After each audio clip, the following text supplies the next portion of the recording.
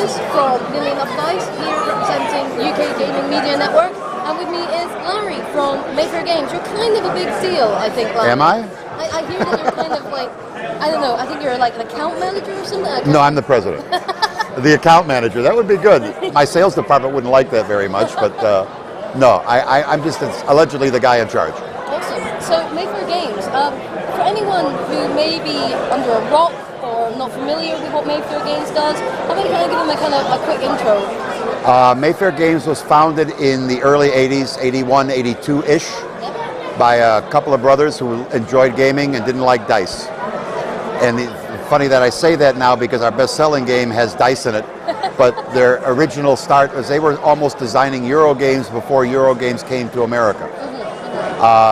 They did what they did, and the management group that we have now took over in 1997. I came on in 1999, and I've been lucky enough to be the president of this company since then. And so we publish board games, card games, not collectible, not tradable, okay, and no role playing, and we publish them for the gamers and for the families. And so that's what we do. And obviously our most popular game is Settlers of Catan, which is everyone feels is the gateway game or the first game of the German invasion or whatever you want to call it. Yeah, it's one of the first games I ever played, and it really got me into kind of getting into Eurogames. So yes. I have a lot of respect for Settlers. So kind of give us an idea. So here we are, Mayfair Games at the UK Games Expo. You must be pretty excited. I mean, it's kind of a big thing at the moment, the UK Games. Well, I am very excited about it to the point where when I first came over here, I think it was in 2010 or no, 11. I've only been here 3 times. And I had a wonderful conversation with Richard and Tony, a couple of the organizers of the show, and they shared some of their concerns with me about how big the show was getting in the old venue and everything else. And we had a wonderful talk, and I was able to share with them some of my experiences back in the States on shows and so on and so forth. And since they wrote it down, I can say it, apparently I was some influence on them on whether or not to take the step that they took to bring this show into a large venue and make it into a major convention. And anybody that asks me these days, I tell them straight out, UK Games Expo is the only game in town for the UK, and it's the one that we've thrown our backing behind, and I don't think we've made the wrong decision after what I'm observing today, which is just insane. And even last night, before the show officially started, the entire bar was taken over by gamers all night long, and I just thought that was wonderful. They're running out of stuff because they didn't expect this kind of response, but it's a good thing. You know, they're happy, they're hassled, they're very tired. You know, they won't figure out what they did until sometime next week, I think. But no, this is a great thing. I'm very encouraged by what I'm seeing. People demoing games all over the place. Lots of noises we can hear right now. Lots of people walking around, and it doesn't actually look like they went to a bigger venue because they got that many more people. You know, and it's an amazing thing. I'm impressed as all get out with these guys.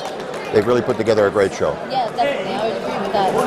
What about Mayfair Games then? I mean, this is like 2013, and what have you guys got kind of coming up, or what are you guys showing us at this event? Well, we've got our demo tables over there. We've got a number of new releases this year. Of course, the big one that everyone was waiting for and looking for was the Explorers and Pirates expansion for Catan, which we're also demonstrating. It just came out last month, and looking like it's pretty popular already. A lot of buzz on the Geek about what's going on with it, and sales are wonderful. And I haven't really had a chance to analyze everything that's going on right now, but we're looking at making more, obviously, as time goes on, and we did quite a bit to start with. You know, and we got our wonderful partner here in England is Divium Games, and they made sure to bring over enough for everybody over here in the UK. And we've got I can tell you now, because we just decided last week, there is going to be a 5-6 player for that game. Originally it was not in the plan, but now it is, and that'll be out in September.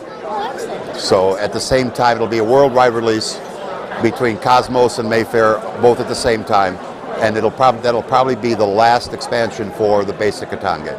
Okay. So beyond Catan, any new exciting things on the program? Any new exciting things? Well, unfortunately, there's one thing I can't talk about that I really want to. I don't have a contract yet. The game's done, but it's going to debut at Gen Con, but I can't talk about it. It has something to do with our debut at Gen Con last year, as much as I can hint at. We've got a couple of new games out this year, though. We got Road Rally, which is a variable board car racing game, but not in the terms of a real race. It's more like a road rally where you've got to accomplish certain things instead of just being first across the line. We have a game coming out this month called 5 Points, which is based on the Gangs of New York. Not the film, but the actual Gangs of New York. Okay. We've got our reprint of Pompeii coming out next month in a smaller box at a lower price, but everything's the same. The board folds in 4 as well as 2, so we can fit the whole game into a smaller box and sell it for $10 cheaper. Why not? And then we've got a financial world domination game coming out in July called Global Mogul. We're also going to be publishing Martin Wallace's next Discworld game, which is called Witches. That'll be out in October. And then in partnership with Lookout Games, we're publishing another XX game, 1844 and 18 something else in one box, and that'll also be out in October. Excellent. So that's this year. Wow. Yeah, that's. So you're busy. We're busy. We're busy all the time. You know, and when we're not busy with the new stuff, we're making more of the old stuff. Yeah. Exactly. You know, because it's a wonderful thing that we're able to do. Brilliant. Well, I don't think there's got any more questions for you, Larry. That's quite. You're supposed to have a long list of questions here. You've got so much stuff coming out.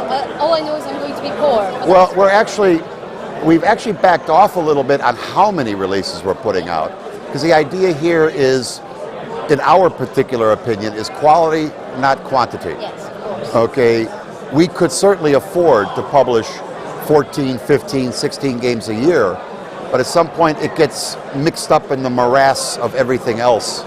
And if we concentrate on a fewer number of games over the same period, we think that those games have a better chance of catching on. Our loyal Mayfair customers don't have that much of a decision to make, because I'm only publishing 1 game a month or 2 games every 3 months.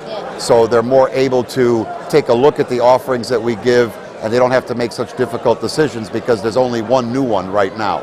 There's not another one next week and another one the week after. There might be one next month, but by that time you've got your game, you've played it a while, it's time to buy a new one.